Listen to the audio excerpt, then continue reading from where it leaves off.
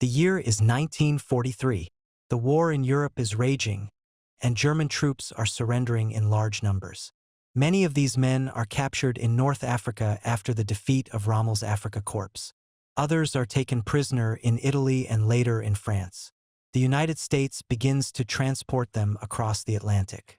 By the end of the war, more than 400,000 German soldiers will live in camps scattered across the U.S. mainland. These camps are mostly in rural areas like Texas, Oklahoma, Nebraska, and the Midwest. As the trains roll into small American towns, locals gather to watch. They expect dangerous and hardened enemy soldiers. The prisoners, in turn, expect mistreatment. Many have been told that Americans are brutal and will starve or even kill them. Instead, the first thing they see are orderly camps with guard towers, neat barracks, and organized lines. These are not death camps. They are work camps built under the rules of the Geneva Convention. The United States, following international law, is required to treat prisoners of war humanely. When the Germans step off the trains, they are registered and given clean clothes. Many are thin and exhausted from combat and travel. American medics check their health. They receive soap and towels and are told they will have regular showers. This shocks many of the prisoners. They have spent months in the desert or in bombed-out cities, and now they are offered simple comforts they did not expect. The true surprise comes at their first meal. Long tables are set up in a mess hall. The food smells rich and plentiful. There is meat, fresh bread, vegetables, milk, and even coffee. Many of the Germans refuse to eat at first. They think it might be a trick or a test. Slowly, they begin to realize this is real. The same rations served to American soldiers are being served to them. Some of them have not seen this kind of food in years. Back in Germany, civilians live on strict rations. Many meals consist of watery soup, dark bread made with fillers, and small amounts of potatoes or cabbage. Meat is rare. Butter and sugar are luxuries. In contrast, the POWs in America are eating full meals with thousands of calories each day. This contrast creates confusion and even guilt. Letters home are censored, but the prisoners write carefully, trying to let their families know that they are safe and fed. The camps are highly organized. Each holds several hundred to a few thousand prisoners. Guard towers stand at the corners, but the fences are often lightly manned. Many camps are in remote areas where escape would be difficult. The prisoners spend their days working. During the war, there is a shortage of labor in the United States because so many young men are overseas fighting.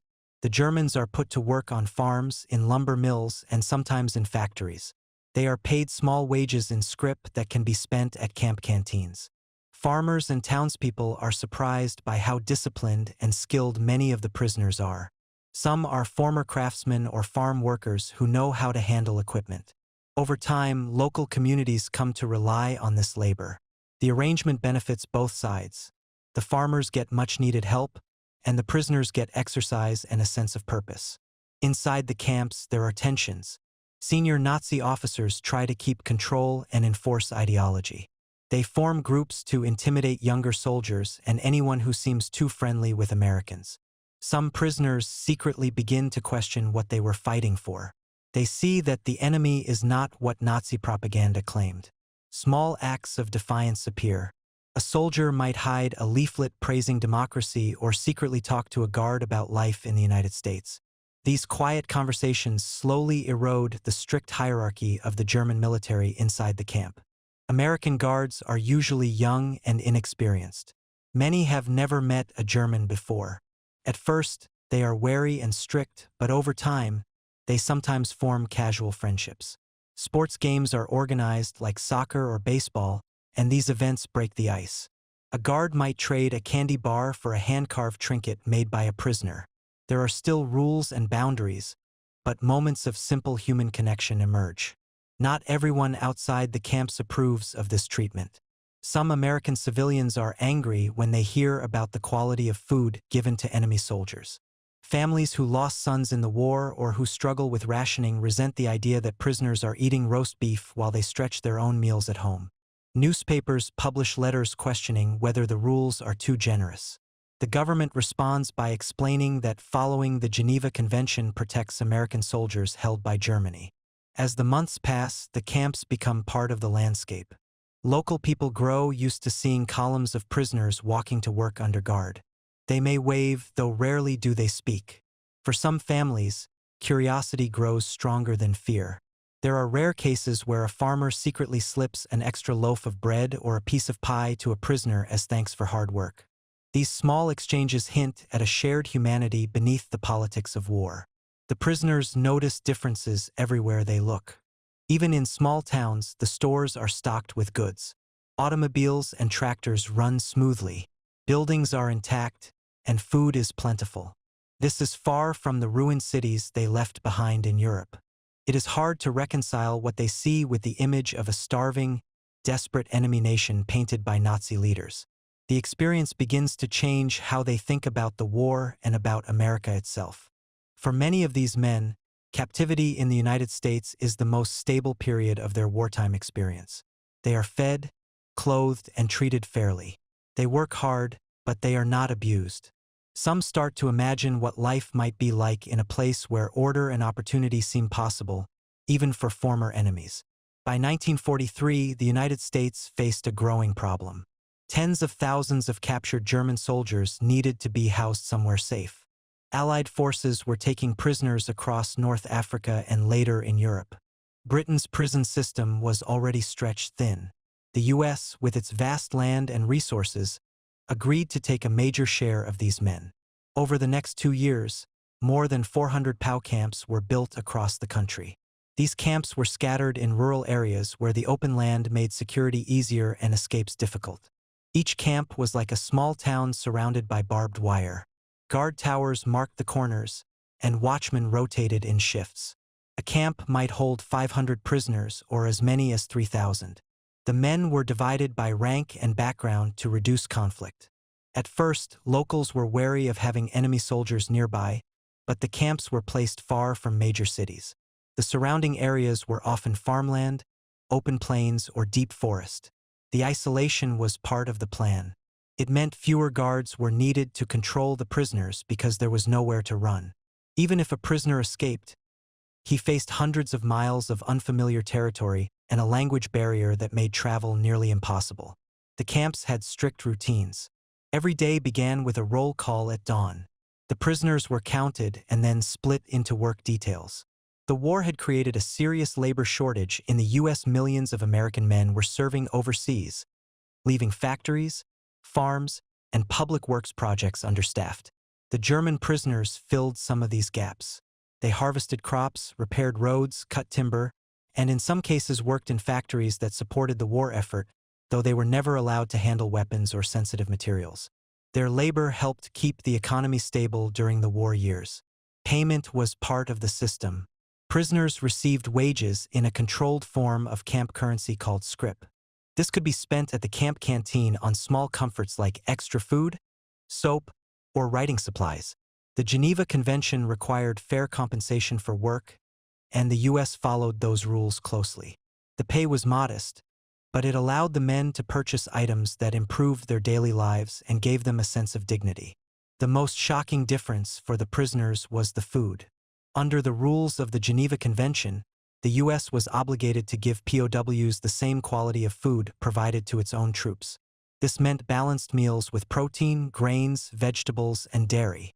A typical day included breakfast with eggs, bread, and milk. Lunch and dinner might feature roast beef or chicken, potatoes, beans, and fresh fruit. Coffee was served with every meal. Cigarettes were rationed and handed out regularly. These meals often provided more than 3,000 calories a day, enough to sustain men doing physical labor. For German soldiers coming from a war-torn Europe, this level of nourishment felt unreal. Many had marched through deserts, fought in bombed-out cities, or retreated through frozen landscapes. Food had been scarce for months before their capture. When they first saw plates piled high with meat and vegetables, many thought it was a trick. Some refused to eat until they realized the abundance was genuine. The difference between their meals and what their families back home were eating was stark. Germany was under heavy Allied bombing. Supply lines were broken, farmland was destroyed, and blockades cut off imports. Civilians survived on strict rations. A common dinner in Germany by 1944 might be a watery turnip soup with a piece of coarse black bread. Meat was rare and usually stretched thin with fillers like soy or oat flour. Butter and sugar were almost non-existent. People stood in long lines for hours to receive their weekly allotments, which barely kept them alive. The German prisoners in America were aware of this. Even with censorship, some letters home revealed hints of the truth. Prisoners would write carefully, describing their health and the regularity of their meals without directly saying they ate better than their families. Still, some messages slipped through. After the war, German civilians often told stories of their shock when they learned how well-fed their captured soldiers had been. Inside the camps, the dining halls became central to daily life. The kitchens were run with military precision. Large stoves and ovens turned out hundreds of meals at set times. American cooks prepared the food, often assisted by trusted prisoners who had kitchen experience. The prisoners ate in shifts, sitting at long wooden tables under the watch of guards. Conversation was usually low and restrained, especially when senior officers were present. The quality of the food had a direct effect on camp morale. Well-fed prisoners were less likely to cause trouble or attempt escape. They worked more effectively and were easier to manage. The U.S. military understood this and made a point of keeping meals consistent. The system was efficient, designed to meet both humanitarian goals and practical needs. For the Americans living near these camps, the sight of enemy soldiers eating hearty meals could stir resentment. Rationing was a daily reality for civilians too. Families back home received limited amounts of sugar, butter, and meat. Seeing German POWs served full portions of these same items caused anger in some communities. Newspapers occasionally reported on these tensions, and government officials defended the policy by reminding the public that humane treatment of German prisoners helped ensure better treatment for American soldiers captured overseas. The difference in diets also served an unintended purpose. For many prisoners, it became evidence that the Nazi regime had lied to them. They had been told that America was poor, corrupt, and brutal. Instead, they experienced order, abundance, and fairness. Each meal was a silent lesson in the reality of their enemy's society. Over time, this knowledge began to influence how they saw the world beyond the war. By the end of the conflict, the U.S. POW camp system had grown into a massive network. It housed and fed hundreds of thousands of men, moved them to and from work sites, and returned them to Europe when the war was over. The organization behind this effort was immense, but its day-to-day function came down to simple routines. Counting men at sunrise, marching them to work, and serving them meals that contrasted sharply with the hunger and destruction of the world they had left behind. The trains rolled into small stations under a heavy guard. German prisoners stared out of the barred windows, unsure of what awaited them. Many of them had been captured in North Africa or Italy. They had spent weeks being moved from one temporary camp to another, sometimes on crowded ships across the Atlantic. Rumors had spread among the men during the journey. Some believed they would be executed. Others thought they would be starved or forced into dangerous labor. Their minds were full of images from propaganda films that showed Americans as ruthless and violent. As the doors slid open, they were met not with screams or blows, but with calm orders. Guards directed them into lines. Each prisoner was counted and recorded. The process was strict but orderly. They were taken to large tents or barracks for registration. There, they gave their names, ranks, and units. A military clerk typed the information onto cards that would track them throughout their captivity. They were then issued clean uniforms marked with PW to identify them as prisoners of war. Their old uniforms, often torn and filthy, were taken away. Showers were mandatory before entering the camp. For many of the men, this was the first real wash they had experienced in months. Hot water and soap felt strange after weeks of dirt and sweat. Medical staff checked them for lice and disease. Those who were sick or wounded were sent to camp hospitals where they received proper treatment. This was another shock. They had expected punishment, not care. The greatest surprise came at mealtime. After processing, the prisoners were marched to the mess hall. Long tables stood ready. Steam rose from trays of food. The smell of roast beef and fresh bread filled the air. The men looked around, suspicious. This could not be real. They waited for the trick, for the moment when the food would be snatched away. But instead, the guards simply told them to sit. Plates were filled and passed down the line. There were vegetables, potatoes, fruit, milk, and even coffee. Cigarettes were offered at the end of the meal. At first, some prisoners refused to eat. They believed this display of generosity was a trap. Slowly, hunger overcame doubt. As they ate, silence filled the room. They were not just eating food. They were eating away at months of fear. For many, this first meal was the moment when they realized their captors followed rules very different from those they had been told to expect. Inside the camps, another battle was taking place. Senior Nazi officers worked to keep control of the men. They held secret meetings and enforced strict codes of behavior. They punished anyone who spoke too freely with Americans or questioned the cause. Younger soldiers and conscripts who had been drafted into the army were less committed to the Nazi ideology. They began to see life in the camp as a strange kind of freedom. They were fed, housed, and safe from combat. Some were tempted to relax, to talk with guards, or to enjoy the small comforts of camp life. This created tension within the prisoner population. There were fights and threats. Some men were beaten by their own comrades for showing what was called enemy friendship. In response, camp authorities kept a close watch on the prisoners' internal politics. They sometimes moved men to different camps to break up groups of hardliners. While these struggles played out behind barbed wire, life outside the camps was changing too.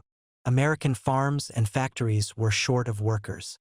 With so many men overseas fighting, there were not enough hands to plant and harvest crops. The prisoners became part of the solution. Groups were marched out under guard to work in fields, mills, and workshops. They were paid a small wage in camp scrip, and their labor kept food and supplies moving through the wartime economy. Farmers, at first wary of working with enemy soldiers, soon came to rely on them. The prisoners were skilled and hard-working. They understood machinery and livestock. Some farmers even grew to respect the men they worked alongside, though direct friendships were rare. The work crews became a familiar sight in rural areas. This arrangement caused resentment in some communities. Civilians saw prisoners receiving full meals, clean clothes, and steady work while they themselves lived under rationing. Families who had lost sons in the war were angered by the sight of enemy soldiers treated with care. There were letters to newspapers and complaints to officials. People wanted to know why the government seemed to favor the well-being of its enemies over its own citizens. The military defended its policies. Leaders explained that humane treatment of German prisoners helped ensure better conditions for American soldiers held captive in Europe. If the U.S. violated the Geneva Convention, Germany might retaliate. These arguments were logical, but they did little to ease the emotional pain of families still grieving losses or struggling to put food on the table. Inside the camp fences, the prisoners continued their daily routines. Roll call, work details, and evening counts gave their lives structure. Yet beneath the order, an invisible contest was underway. Each conversation, each act of kindness or cruelty, shaped the way these men viewed their captors and their own beliefs. For some, the camp became a place of quiet transformation. For others, it was a battleground for loyalty and ideology. As the war dragged on, this hidden drama unfolded far from the front lines. The trains kept arriving with new groups of prisoners, and each new arrival faced the same journey. They stepped off expecting death or misery, and instead found a world that challenged everything they had been taught. Their first meal, their first day of labor, their first glimpse of a farm family waving from a porch. These moments became small but powerful reminders that the war was more complex than any of them had understood. When the first German prisoners arrived in the United States, they carried fear and suspicion with them. They had been told their captors were cruel and that capture meant slow starvation or hard labor until death. Many expected beatings the moment they stepped off the train. At first, every kind gesture seemed like a trick. They were cautious when they were given clean uniforms, puzzled when medical staff treated their wounds, and deeply suspicious when they sat down to a full meal. As days passed, the suspicion began to fade. The food kept coming, and the guards treated them with discipline but not hatred. One prisoner later wrote, "I ate better as a prisoner than my family did in Hamburg." For many of these men, this was the truth. Back home, German families lived on scraps and ration cards. In the camps, the prisoners received coffee, meat, and bread every day.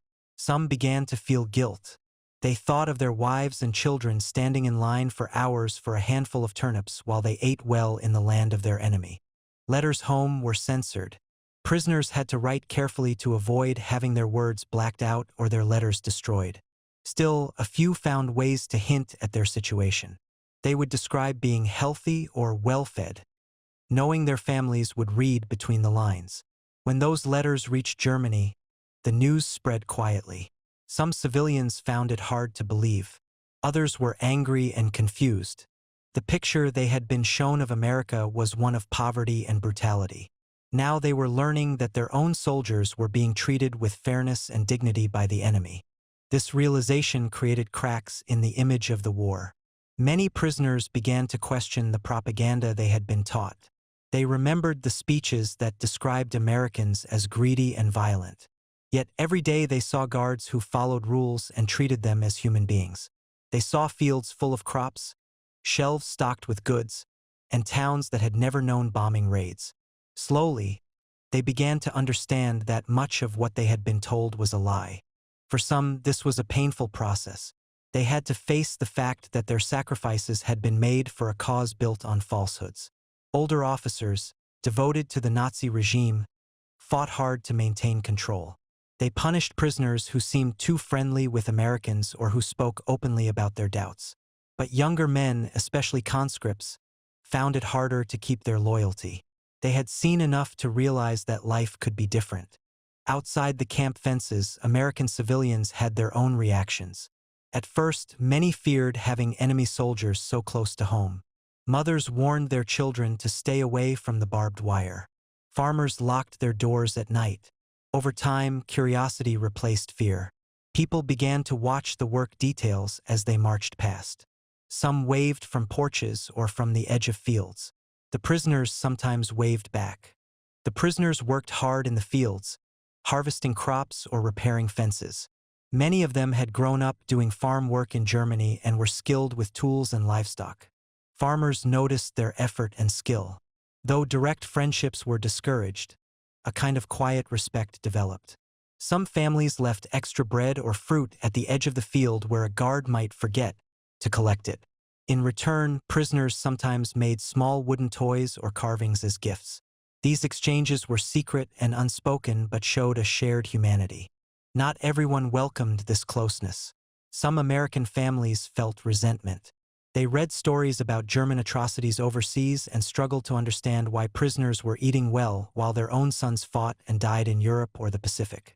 Civilians lived under rationing too. It was hard to see enemy soldiers receive full meals when butter and sugar were scarce at home.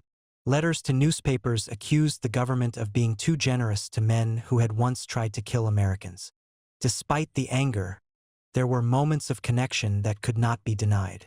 Sports became one of the most common ways for guards and prisoners to interact as equals.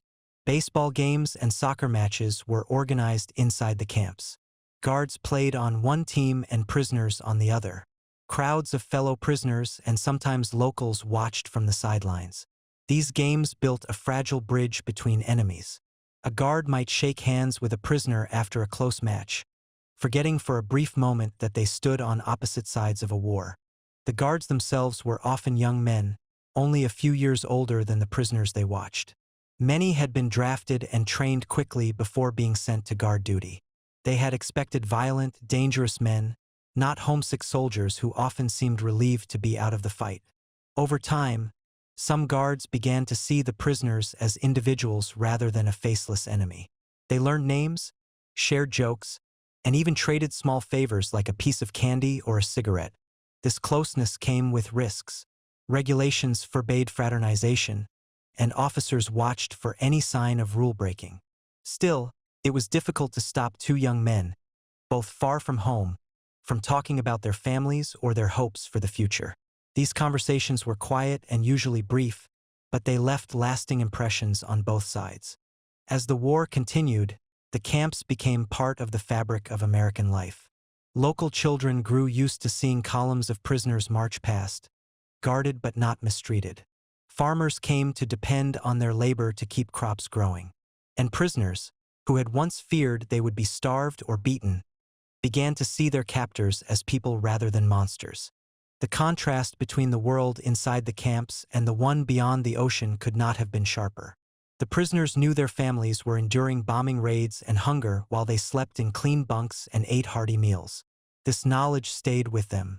It shaped their views of the war and of the future they would face once they returned home. Many would carry these memories for the rest of their lives, reminders of a time when enemies met and found, in small ways, their shared humanity. By the final years of the war, the network of prisoner of war camps in the United States had become more than a logistical solution. It became a statement of how the country chose to fight. America had taken in hundreds of thousands of enemy soldiers and had treated them according to rules that were clear and public. The decision to follow the Geneva Convention was not just about legal obligations.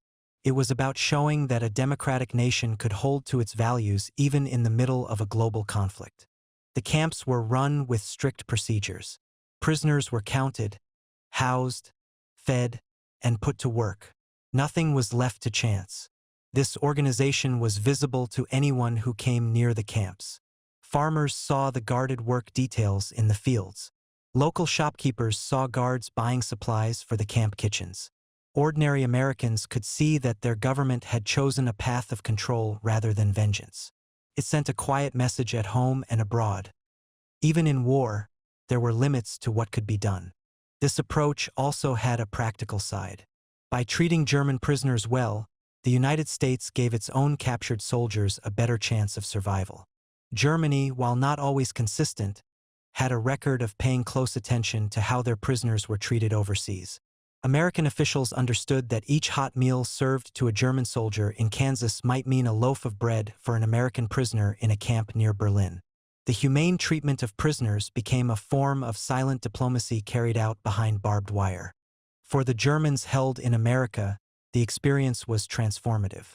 They had grown up under a regime that preached fear and loyalty. Many had been told that capture by the enemy would mean torture or slow death. Instead, they found themselves in clean camps with enough food to eat and access to medical care. They saw guards who followed rules and officers who gave clear orders without brutality. This contrast was stark, and it left a deep impression. When these men eventually returned to Germany, they brought their stories with them. In bombed-out cities and ruined towns, they told their families what they had seen. They described farms with full silos, shelves lined with goods, and a country where even prisoners were given fair treatment. These accounts were powerful because they came from trusted voices. They were not leaflets dropped from the sky or radio broadcasts easily dismissed as enemy lies. They were first-hand reports from husbands, fathers, and brothers who had lived through the experience. This flow of information had a political effect. The Nazi regime had built much of its strength on propaganda. It portrayed the United States as chaotic, violent, and weak. Films and speeches showed Americans as enemies who wanted to destroy Germany completely. That message was hard to maintain when returning soldiers told a different story. The image of a barbaric enemy collapsed when it was compared to the reality described by men who had been behind American fences for years. The power of these stories grew as more prisoners came home. By the end of the war, nearly 500,000 Germans had spent time in U.S. camps. Each one added to the pool of voices that could challenge the regime's narrative. Some men returned with new ideas about government and society. They had seen democracy in action, even within a prison system. They understood that rules and rights were possible even in times of conflict. This did not turn them into instant allies, but it planted seeds of doubt about authoritarian rule. For American leaders, the camps became an example of how soft power could shape outcomes. The goal had never been to win the prisoners over, yet many left with a grudging respect for their captors.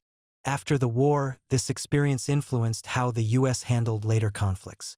During the Korean War and the Vietnam War, military planners looked back at the World War II camps as a model. They saw that strict adherence to rules and fair treatment could bring long-term benefits beyond the immediate needs of wartime security. The presence of these camps also changed the relationship between the U.S. military and the public. Communities near the camps had seen enemy soldiers up close. Some farmers had worked side by side with them. Others had watched soccer games through the fences or heard foreign songs drifting across the fields at night. These experiences made the war more complex for ordinary citizens. It was no longer just a distant struggle fought by faceless armies. It was a human encounter that shaped how people thought about enemies and allies. At the same time, there were costs. Some families never accepted the idea that their government gave such good care to enemy soldiers while rationing food at home. This resentment lingered, especially among those who had lost loved ones in battle. The debate over how to balance justice and mercy continued long after the camps were closed. For Germany, the return of these prisoners came at a time of ruin and rebuilding. Cities lay in rubble, and the economy was shattered. The men who came back from America brought not just stories but a sense of what was possible. They had seen organized farms, functional towns, and a system of laws that worked.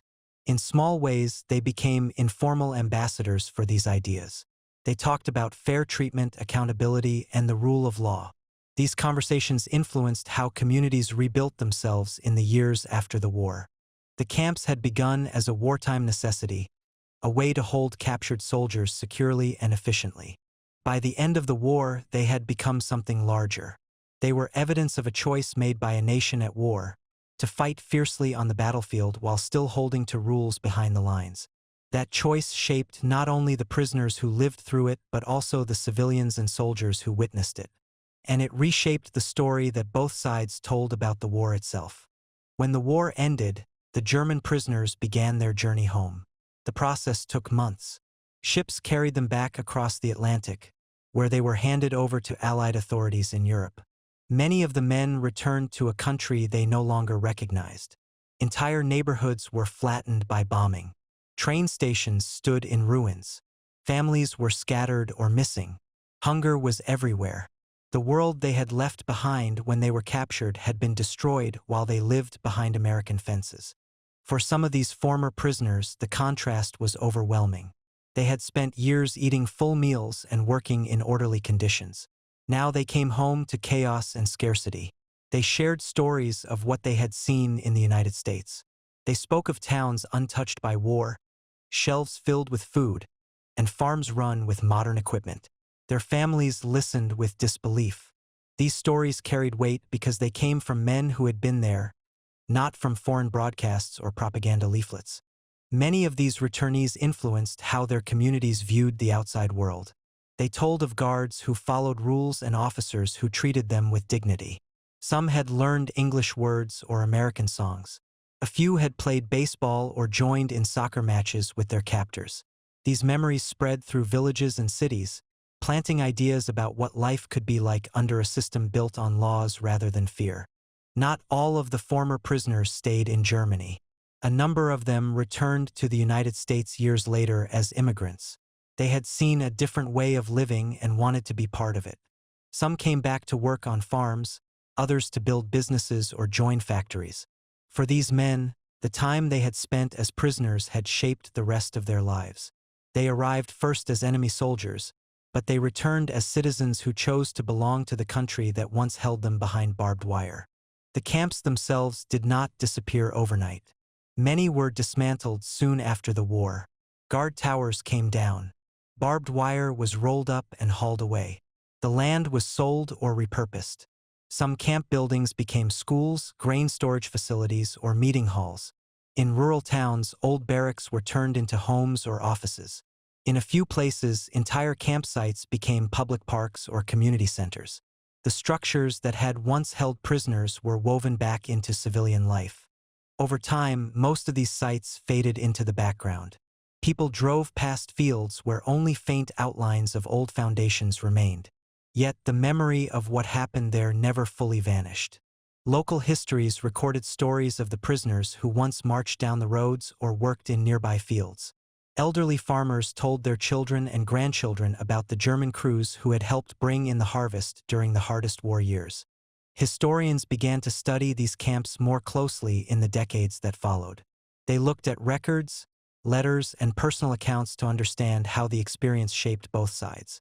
The evidence showed that these camps were more than just places of confinement. They had been part of a broader effort to influence hearts and minds during the war. The fair treatment of prisoners stood as proof that democratic nations could fight without abandoning their principles. This realization shaped how future generations interpreted the war. The focus often fell on battles, strategies, and weapons, but the story of the camps revealed another layer. It showed that ideas could be as powerful as armies. The food served in a mess hall, the wages paid for a day's labor, the simple act of following international law, all of these became tools in a quiet campaign to win respect and trust. For Germany, the impact of these camps lingered long after the last prisoner returned home. The men who had lived in America carried memories that challenged old beliefs. They had seen that an enemy nation could act with fairness. These memories became part of the foundation on which post-war Germany was rebuilt. Conversations at kitchen tables and in town squares spread these impressions. They were not speeches or official programs, but they helped people imagine a different future. The story of the camps also served as a lesson for the United States. Military planners studied the system and used it as a guide in later conflicts.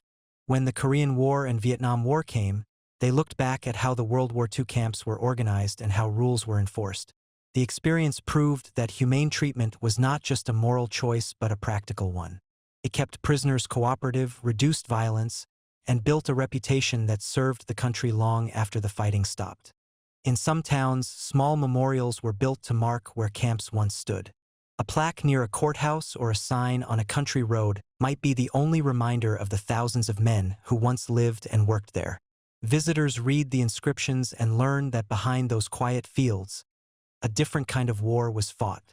It was a war of ideas, carried out with bread, fair treatment, and discipline rather than bullets. For the men who had been there, the memories never faded. Some wrote memoirs. Others shared their stories only with family.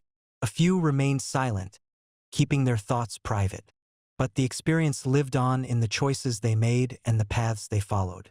They had seen a world outside their own, and it changed how they understood loyalty, freedom, and justice. As years passed, the traces of the camps grew fainter. Wooden barracks rotted and collapsed. Rust covered the last sections of fence. Yet the influence of what had happened there continued. It was visible in the friendships formed across former battle lines, in the policies shaped by past lessons, and in the quiet ways people remembered a time when the treatment of prisoners helped shape the peace that followed.